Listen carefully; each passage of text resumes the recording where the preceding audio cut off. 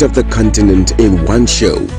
Here, we celebrate Africa not as a headline, but as a home full of ideas, courage, flavor, and future. This is where we talk about everything Africa. The politics that shape our nations, the innovations that shift our economies, the culture that colors our lives, the challenges we face with honesty, and the victories we are building one story at a time. On this show, no topic is swept aside. We are unfiltered and we are intentional. We bring you experts from across the continent and the world. Voices that know, voices that live the African experience, voices that are shaping the next chapter of our story. Let your spirit rise. We don't just tell Africa's story, we own it. Join Joy Asonye on Razep Africa, Monday to Friday at 11 a.m. to 12 noon on Global Television.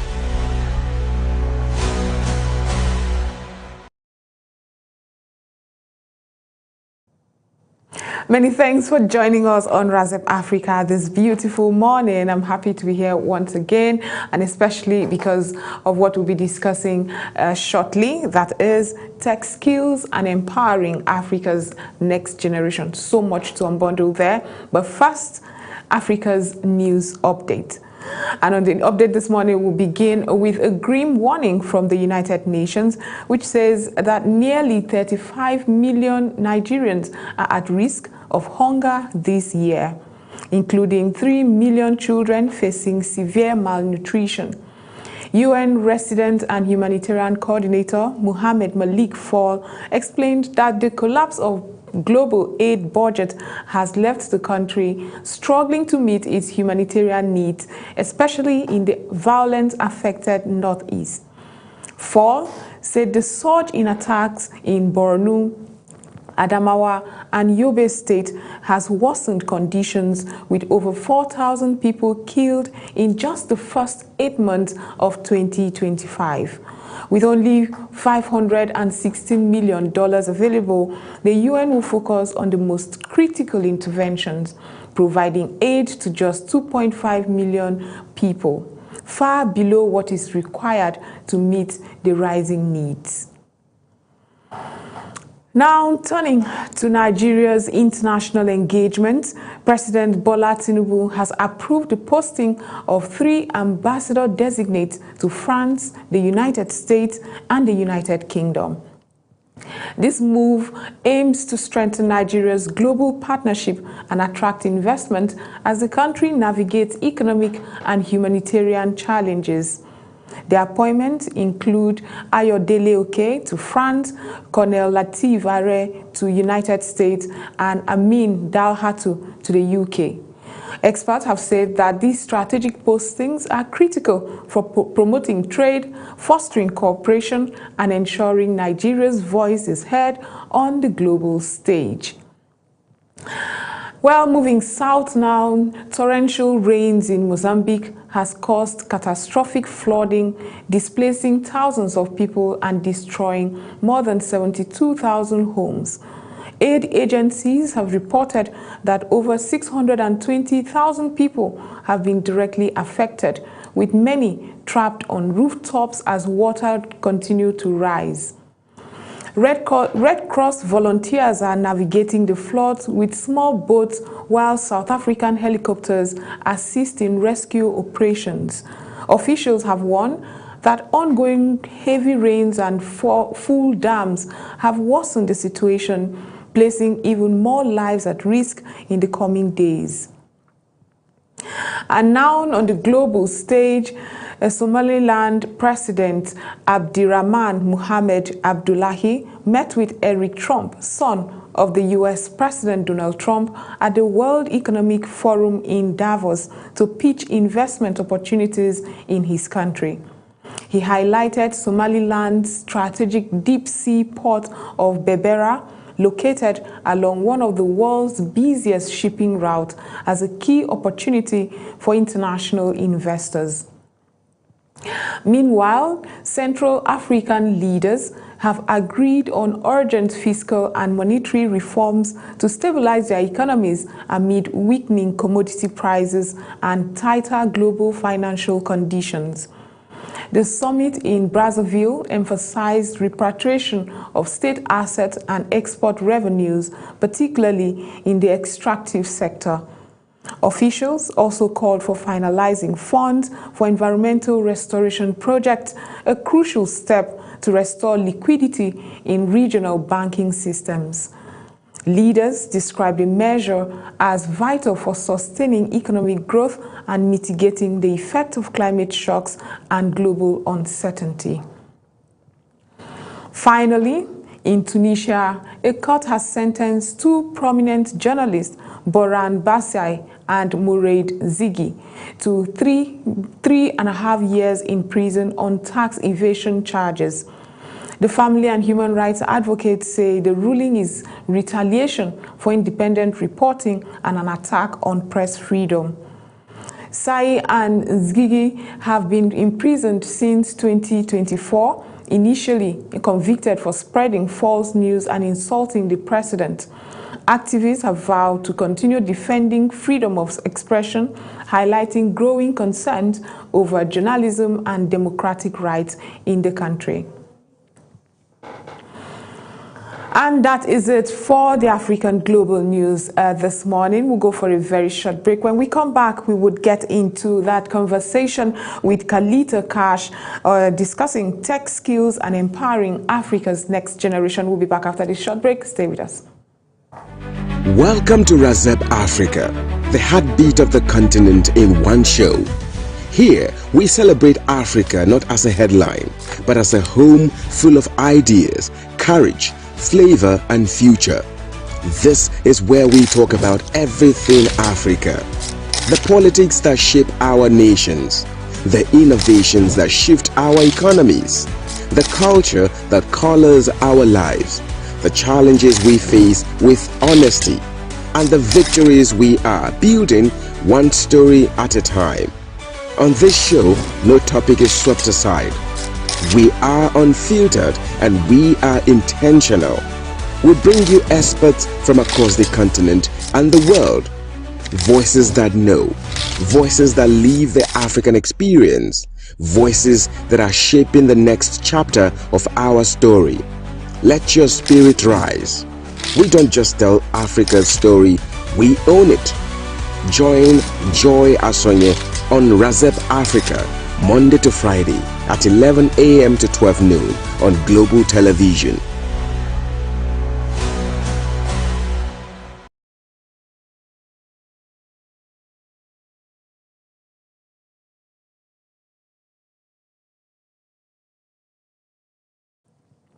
Welcome back from that. Now we already know that Africa is home to the world's youngest population, yet the continent faces one of the highest youth unemployment rates globally.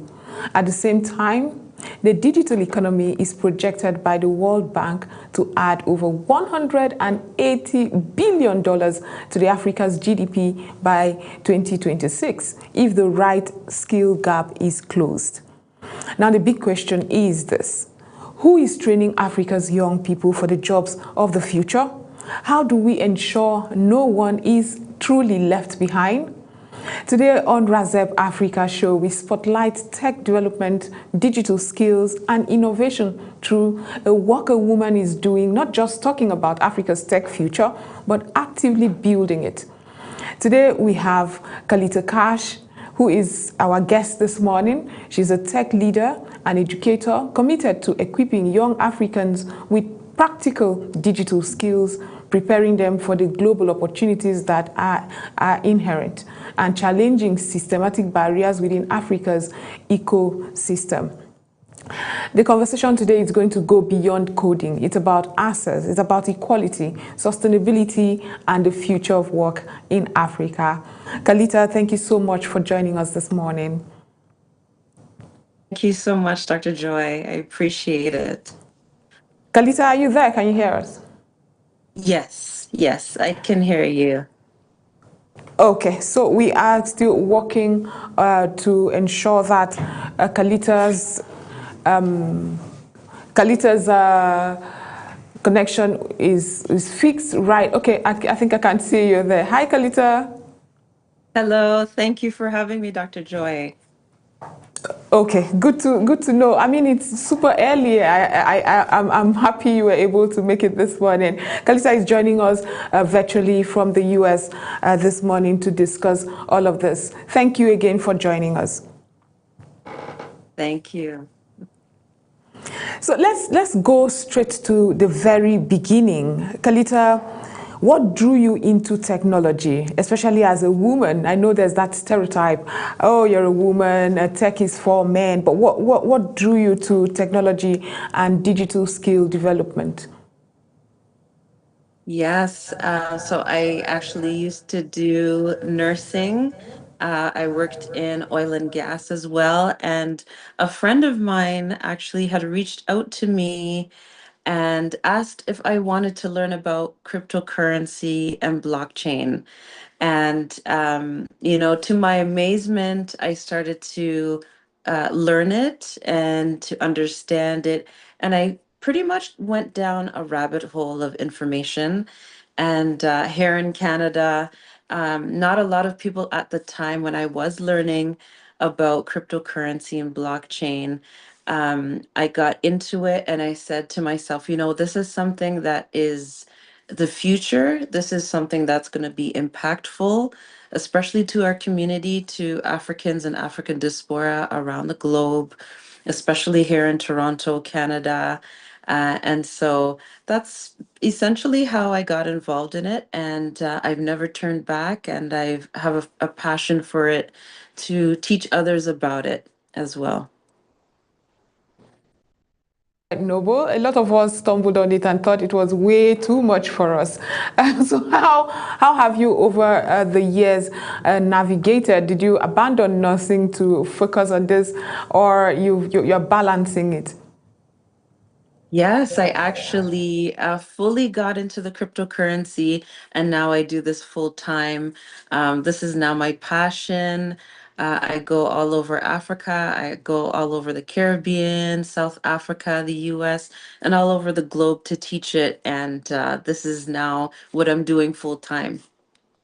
Okay, so you love Africa. You've not hidden that fact. You're constantly saying how much you love Nigeria, you love Ghana.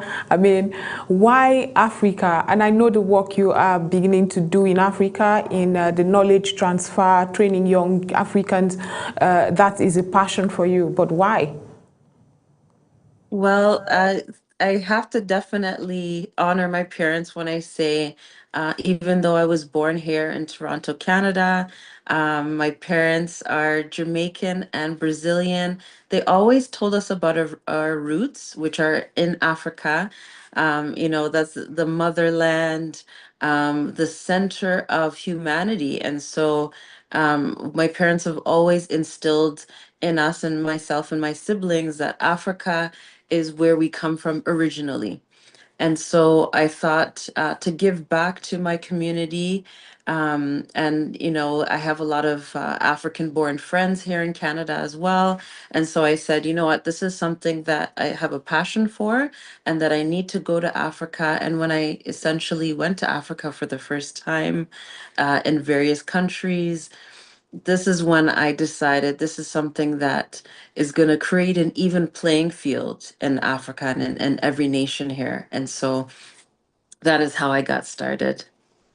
So how do you now, if you have to describe the tech ecosystem in Africa, how did you find it? I know we do have a growing number of young people who are very tech savvy, walk around a tech ecosystem. However, they are often excluded in a lot, and especially potential revenue. How did you find the tech ecosystem?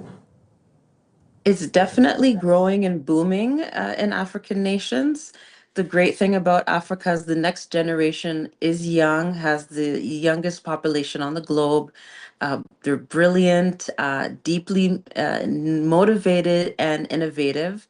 But it can't just be talent alone. We have to create an infrastructure for it in the various nations. But we're seeing nations like Kenya, Nigeria, South Africa, and various places really ramping up their technology and the ecosystem there. And so it's amazing to see it developing, and to, to see what truly matters and empowering the young people to focus on technology and seeing how fast it's moving. What would you say the biggest infrastructure deficit is when it comes to improving tech in Africa?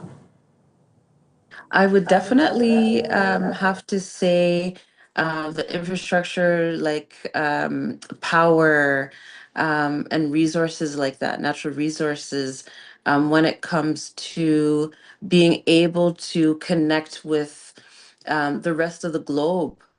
I definitely think this is something that needs to definitely be developed, and creating that ecosystem within the various schooling systems of education. When it comes down to it, when we look at digital education, this is something that the governments, the private sectors definitely have to be cohesive and work together in order to bring the communities up to par. I mean, in your engagement, do you see efforts to indeed start working on this infrastructure? You mentioned education. We still have curriculums that are not updated. How does that make you feel? Yes, definitely. We want to make sure that the various African nations are on an even playing field and not left out of this new digital revolution. So we're seeing a little bit of interest from the rest of the globe and wanting to come, but when it comes to my passion and what I'm really focused on is bringing the diaspora, African diaspora, to Africa and investing and not just taking from Africa like we've seen in the past happen, but actually investing in it and hiring young people, young, innovative, motivated people, and being able to create resources. Africa has the most amount of resources on the globe. So utilizing those things and being able to really rev up the digital revolution. You are just but one individual, and there's so much work to be done across Africa. I mean, 1.4 billion people, and with the growing young population, active, energetic, and intelligent people.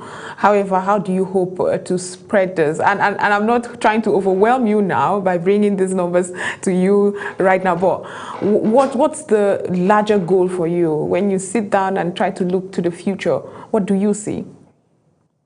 Yeah, I definitely see, maybe speaking to different governing bodies.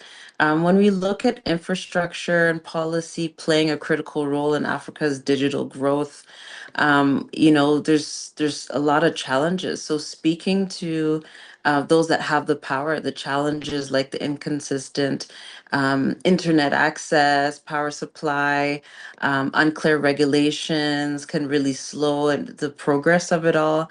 But they're not permanent barriers, which is good.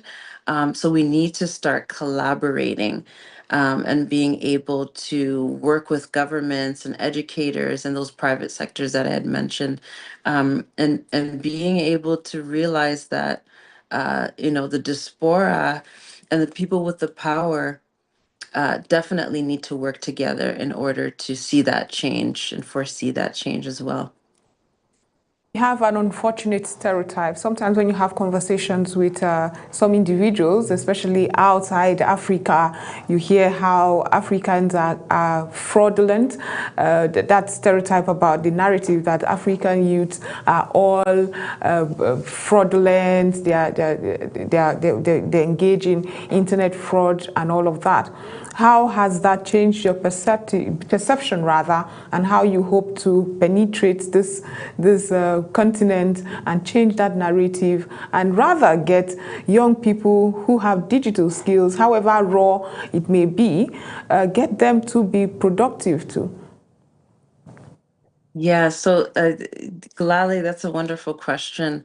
That's something that definitely needs to change. Deep within my heart, I've never felt that because I have a lot of friends that were born in various nations in Africa. And so I know the truth, but this is something that the world needs to see, that there's brilliant minds in Africa, the most brilliant minds. This is where intelligence was created in the various nations. And so building that next generation to foresee that there's various skills throughout African youth, and to utilize it. When I was recently in Nigeria a couple months ago at a conference, and I was so excited to see the young, brilliant minds. Africa also has the youngest population and the most amount of entrepreneurs, and the amount of skill sets that they have, and motivation and interest in the digital revolution. And so I think the globe is going to start to see the different ways that youth in Africa are growing and implementing these different types of technology. It's something that the globe won't be able to deny. As in the past, the universe, the different nations have been trying to downplay African nations. It's going to be unstoppable. And I'm really looking forward to seeing what the African youth are going to be coming up with, and, the innovation that's going to be coming from this new digital revolution. Now let's talk about your organization, that Afritech. What is it you do exactly, and how can young people get those employability skills or hands-on skills that gets them employable? Yes, so Afritech, what we actually do, we don't just educate individuals, African diaspora, and Africans on what cryptocurrency is, what blockchain is, and what Web3 is. We also do full capacity. So it's also a plug and play. And so we're after we do the training, we're plugging individuals or organizations into the blockchain technology, how to integrate it into their systems or organizations, um, into governing policies as well, into agriculture, healthcare, what you may have it. And so they're taking these skills and being able to utilize them, not just utilizing them within their own faucets or communities, but they're able to take these skills and go to different places and implement them as well. And so this is where it all begins in understanding what cryptocurrency is, what blockchain is, what Web3 is, and realizing this is something that's not going to go away. We're just getting started, and Africa can definitely be the hub of cryptocurrency. We're seeing other nations doing that, but this is something that can really, really rev up the economy in different African nations. Across the world who do not even understand, especially in Africa, who do not understand the concept of Web3, cryptocurrency, blockchain, and all of that. And they have, over the years, been hostile. In fact, Nigeria recorded several setbacks and barriers that made trading very difficult. It became a very aggressive conversation between government and young people who say, we would want to sit down and tell you how you as a country and continent can and benefit from the blockchain sector or industry. How do you think these conversations can better be had? Because governments do not understand this. Central banks across Africa have opposed it, unfortunately, as well. But how do you think we could have that conversation for mutual benefit? Yes, and so I think what's going to have to happen is we're going to start to have more open conversations. So what we do in Afritech, we do have conversations with various governments, and we talk to them about the importance of educating different communities within their countries about cryptocurrency. The great thing about it is, for example, Ghana in December just legalized cryptocurrency. And so we're starting to see, and Nigeria as well, are working on, regulating blockchain and cryptocurrency, Web3, and having these discussions. So a lot of the time, there's a lot of things that there are myths out there, and we're seeing the negative side or the negative conversations about cryptocurrency, but now we're starting to have positive conversations. And now this is going to be the driving force and bringing these type of conversations in the right directions, as we're seeing examples like El Salvador has implemented Bitcoin as their currency. So we're going to start to see more nations in Africa have mass adoption. That's true, but that regulation that Nigeria, the governments across the world are unable to have, and because there's the peer-to-peer option where there's almost no government interference in the transactions that happen. For instance, in May last year, 2024, the government came up with a framework, one that was supposed to delist Nigerian naira from peer-to-peer cryptocurrency exchange. And unfortunately, it is taxed. This individual cryptocurrency transaction is taxed at the maximum rather of 25%. That right there is a setback, and I had spoken to a lot of young people in that space that cried out to say this is unfair. Instead of taxing us like this, why don't you bring us together and see how we can mutually benefit? But I'm happy that you're recording all these successes in governments who are beginning to be more receptive to the concept and all of that. However, young people are beginning to find other routes. What's the danger in the government not having that pool of the legitimate traders within that sector? Yes. So the thing about cryptocurrency, there is no control of cryptocurrency. There's no middleman. The good thing about it is it's fast, it's borderless, it's designed for the global economy. So there is no governing bodies, as I like to say. And so there's always going to be a discussion between banks, governments, about regulation. When it comes to the taxes, there's I don't want to say too much about it. I don't want to revel up the feathers. But there are definitely going to be taxing of cryptocurrency that happens here in Canada, the States, and various places. But what cryptocurrency does, it still brings freedom to the people. As you had mentioned with the B2B and trading and things like that, it does still give power to the people. So it can be regulated, it can't be controlled. Now we'll go for a short break. Kalita, hang in there. We'll be right back. When we return, we will be discussing so much. How can you too, listening to us and watching us, be part of this sector that even the World Bank has told you has the potential for 180 billion into Africa. We'll be right back. This is Razep Africa. Welcome to Razep Africa, the heartbeat of the continent in one show.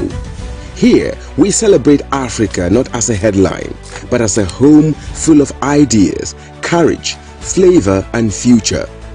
This is where we talk about everything Africa.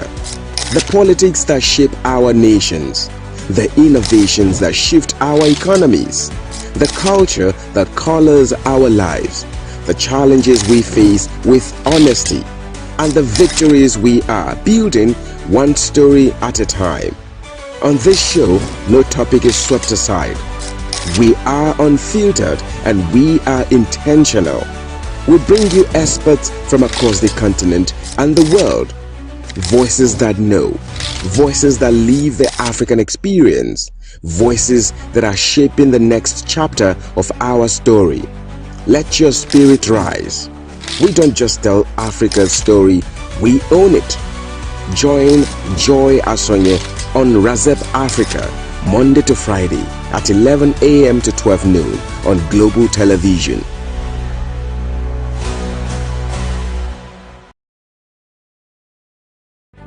Welcome to Razep Africa, the heartbeat of the continent in one show. Welcome to Razep Africa, the heartbeat of the continent in one show. Here, we celebrate Africa not as a headline, but as a home full of ideas, courage, flavor, and future. This is where we talk about everything Africa. The politics that shape our nations, the innovations that shift our economies, the culture that colors our lives, the challenges we face with honesty, and the victories we are building one story at a time. On this show, no topic is swept aside. We are unfiltered and we are intentional. We bring you experts from across the continent and the world. Voices that know, voices that live the African experience, voices that are shaping the next chapter of our story. Let your spirit rise. We don't just tell Africa's story, we own it. Join Joy Asonye on Razep Africa, Monday to Friday at 11 a.m. to 12 noon on Global Television.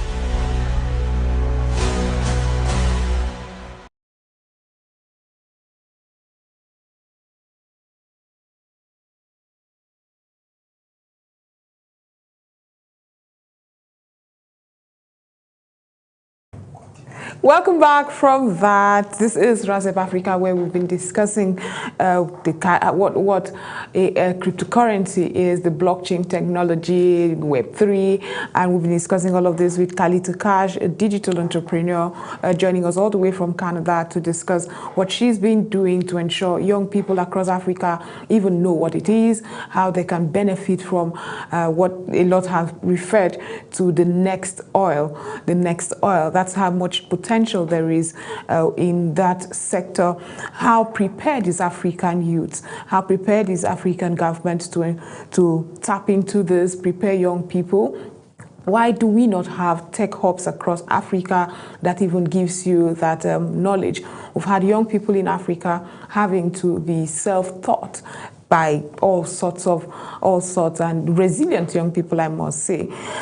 Kalita will be joining us from Canada, and immediately we connect with her again, we would get into the conversation on how young people, parents also can know about tech careers. That's often the barriers as well, where parents are like, listen, all I hear about tech is the fraud that happens. I don't want you to do Yahoo. Our security and law enforcement would sometimes go as far as going through your systems and phones and all of that, just to be sure of what it is. That's how much a lot we do not know about this. Kalita, it's good to connect with you again. Thank you so much for staying awake. I know it's super early. Thank you so much for staying with us. Thank you. Appreciate it, Dr. Joy.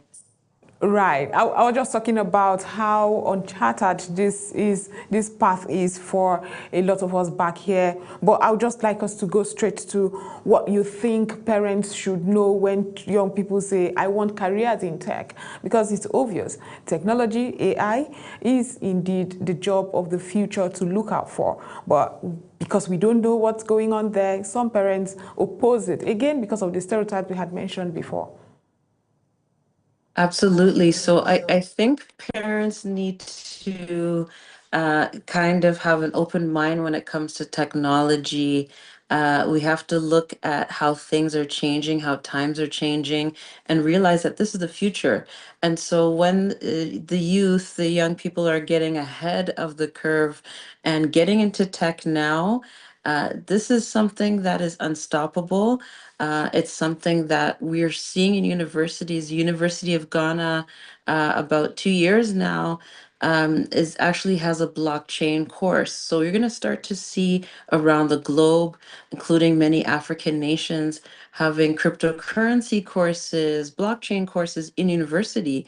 A lot of people don't even realize that we have Bitcoin ATMs in various cities, towns, many different nations. So these children that are youth that are interested in tech, this is now the future. So it's not the standard to be a doctor, lawyer, engineer. Now we are moving into the digital revolution.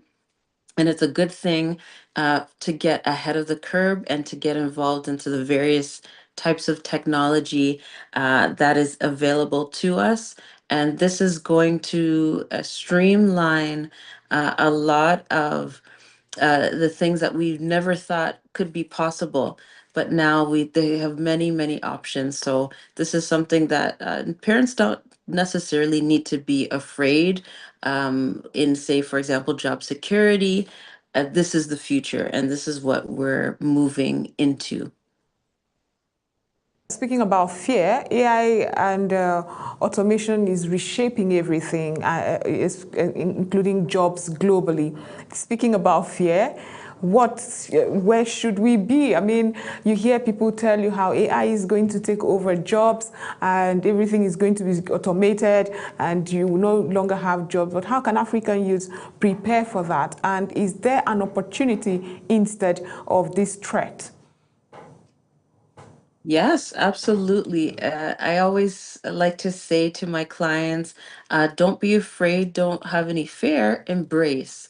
So, not that AI is going to necessarily take jobs away, but we're going to start to see positions changing. So, we're utilizing AI. So, for example, people are utilizing ChatGPT, people are utilizing, various AI technologies, for example, like Gamma to produce presentations and things like this, just like how we saw PowerPoint creating different presentations. Now we're just utilizing AI to make things a little easier for us. So it's not something that we should necessarily be afraid of.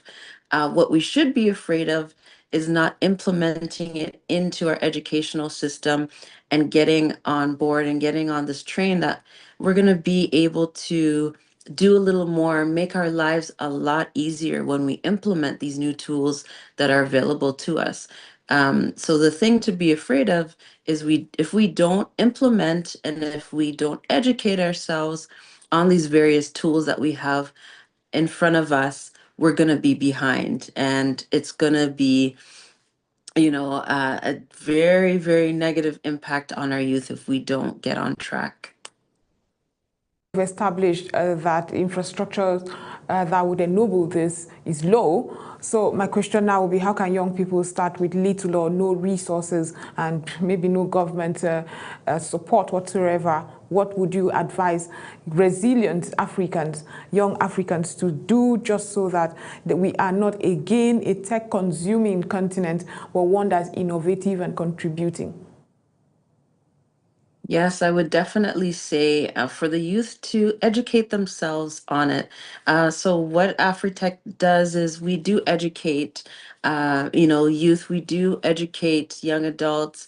We have various programs. There's many different programs available to youth. Research and do your own research and information on what's available to you. We're in the digital age now where there's a lot of information out there, far more than when I was growing up. So the youth, we have to do our diligence to get ahead of the curve and to before we start to see a lot of these policies and laws and education being implemented in various schools and whatnot. We have to do our own due diligence to make sure that we're at least educating ourselves on it. Quick Google searches, YouTube can definitely lead you down a rabbit hole. But programs like ours, like AfriTech, will definitely teach you what you need to learn and understand with this new form of technology, what it is, and to realize that it's life changing, it's groundbreaking.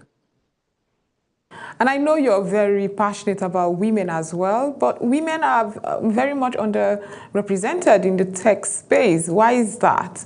And how can this be dismantled? These barriers that young women face within the tech space across Africa, how can it be dismantled?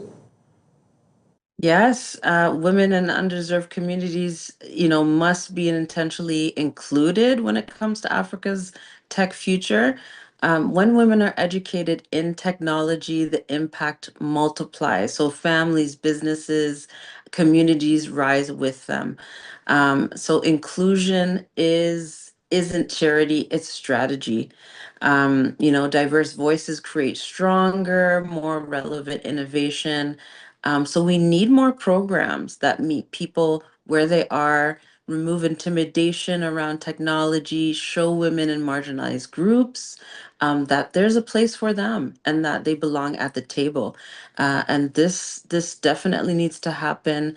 We're starting to see the importance of this around the globe and in Africa as well. And this is something that we definitely, especially as entrepreneurs and business owners and whatnot, we need to start focusing more on women in underdeveloped areas, especially.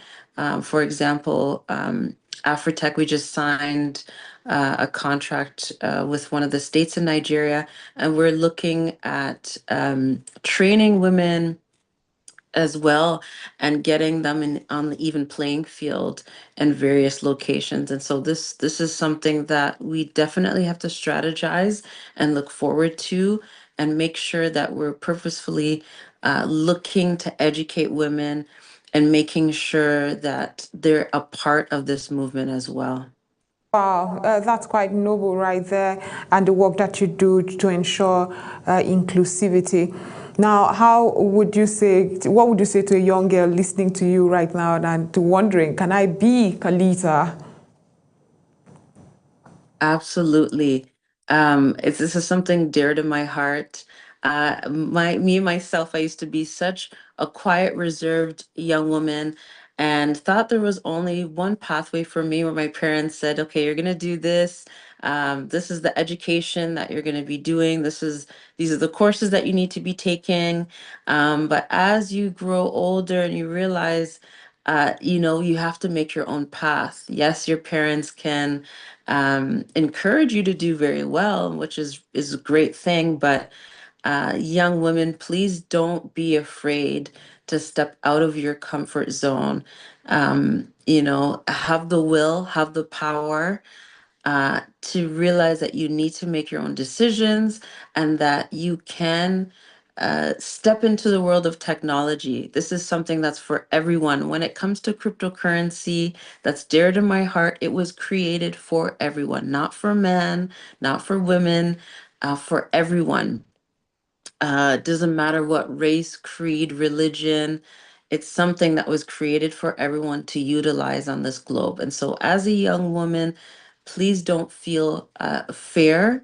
Um, Educate yourself. Make sure that you are understanding and step outside of your comfort zone. And no matter what anybody says to you, learn and educate and become very willful, and you can become powerful by utilizing this type of technology.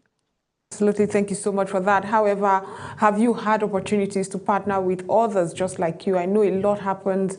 Everyone is doing their thing isolatively, but what are you doing to partner with other like minds so that you reach far? Absolutely, especially when it comes to Africa.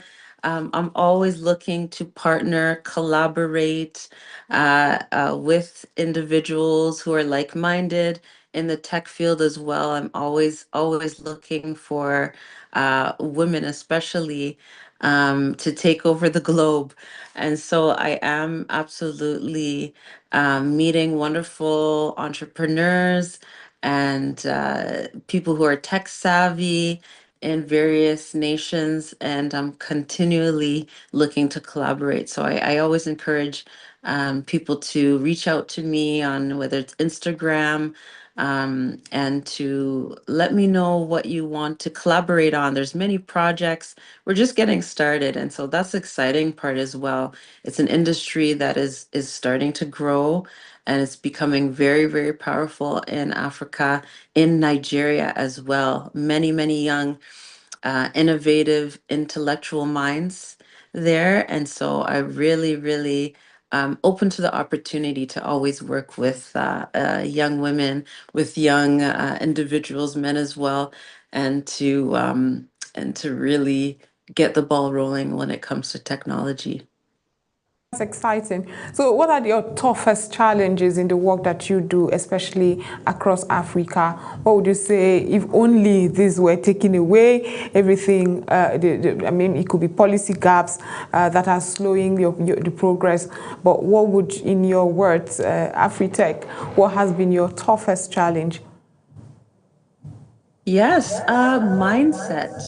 I would definitely say the mindset of people that we come across. A lot of people are scared to take that risk. And I always say, in life, if you don't take risks, you're not going to get very far. The same way I took a risk, I was in a corporate job in oil and gas, as well as nursing, and I decided to step outside of my comfort zone, something that I had no idea about. But once I got into it, I realized there's so many opportunities. So I always, that's one of the biggest challenges, is the mindset of whether it's politicians or people within the government, working with clients on a day-to-day basis, different communities, is mindset, and getting people to realize not to be afraid, and to understand that just because you're not used to it, or you've heard negative news or media about it, is that it can't be true, or it's not going anywhere, and things like that. So it always comes down to the education, and once people understand and are educated on it, then it becomes clear as day.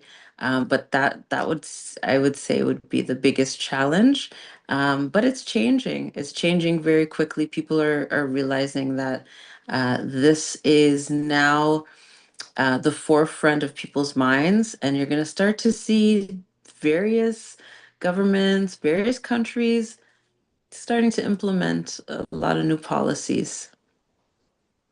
One of the misconceptions that follow cryptocurrency, blockchain technology, and all of that is that when you get into that, you would definitely be rich overnight. That's something I would like you to just address right here. You won't put too much work, and in fact, it's been advertised brazenly on social media, almost as if it's some come get rich overnight kind of scheme, which has made a lot of people very skeptical of it generally. But if you have to address that, what would you say?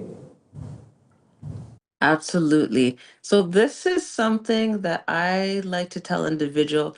This is something that you're going to want to pass down to the next generation. Cryptocurrency, yes, there have been many people. Crypto's made a lot of multimillionaires over the years. It's one of the major assets to create millionaires. Yes, that can absolutely happen, but it is not a get rich quick scheme. This is something that you want to take your time to learn it, to understand it, to invest. The great thing about it is that you can invest in it, and you can leave it, not touch it, and watch your assets grow, and watch the amount of money that you make grow as well. But you have to be very strategic, and which cryptocurrency you're choosing, and things like that. So it's a mindset thing for sure. A lot of people want to just get quick rich quick, um, and jump out of it. This is something that you're going to want to pass down. This is creating generational wealth. And just like other assets, when you talk about real estate, stocks and bonds and things like that, you don't look at it as in a get rich quick um type of asset. So you want to do the same thing with cryptocurrency. This is something that you're going to want to leave in your will for your children and your children's children. So we have to change our mindset and thinking of making money quickly and utilizing and spending money quickly. This is something that we definitely want to hold on to. This is something extremely valuable. And so when you have something valuable, you want to hold on to it. And that's how I like to describe this type of asset. That's so good to know what you do. But final question right here, as we have come to the end of this. For people, again, I would like you to, tell people how they can reach you, and if there are trainings available. Do you have digital books that they can also get their hands on, just so that they will have a good idea? And if you have trainings, I would like to know, for people who want to connect with you and learn so much about what you do. Absolutely. The best way to reach us is on Instagram or through our website. My Instagram is Cash, Cash, Carlita, Carlita. And we also have our website, which is www.afritechsolutions with an S.ca. And so we have courses, we have beginners, intermediate, and advanced on cryptocurrency, on blockchain, on Web3. And we definitely will be having a children's book coming out in a couple months as well, a cryptocurrency child's book. We're going to be having it in translated in different languages as well, different tribal languages. And this is going to be something huge, where you're going to be able to have it digitally. So we do have our digital courses, and we also do one-on-one training and organizational trainings as well. So please reach out. Again, it's Cash, Cash, Carlita, Carlita. That's my Instagram. Please send me a DM, and we'll definitely help you at Afritech. Thank you so much, Carlita. You are indeed a tech leader, one who is very poised and passionate about helping young people. More grace to you and the work that you do. I hope you are able to expand, and we see that vibrant young people benefit from what you do, cryptocurrency and tech. Thank you so much for having me, Dr. Joy. It's been a pleasure. Now, this is where we end today's show. It's been wonderful discussing tech, but unfortunately, we've run out of time. But rest assured, we'll be back next time to discuss more. Until then, love Africa. Welcome to Razep Africa, the heartbeat of the continent in one show. Here, we celebrate Africa not as a headline, but as a home full of ideas, courage, flavor, and future. This is where we talk about everything Africa. The politics that shape our nations, the innovations that shift our economies, the culture that colors our lives, the challenges we face with honesty, and the victories we are building one story at a time. On this show, no topic is swept aside. We are unfiltered and we are intentional. We bring you experts from across the continent and the world. Voices that know, voices that live the African experience, voices that are shaping the next chapter of our story. Let your spirit rise. We don't just tell Africa's story, we own it. Join Joy Asonye on Razep Africa, Monday to Friday at 11 a.m. to 12 noon on Global Television.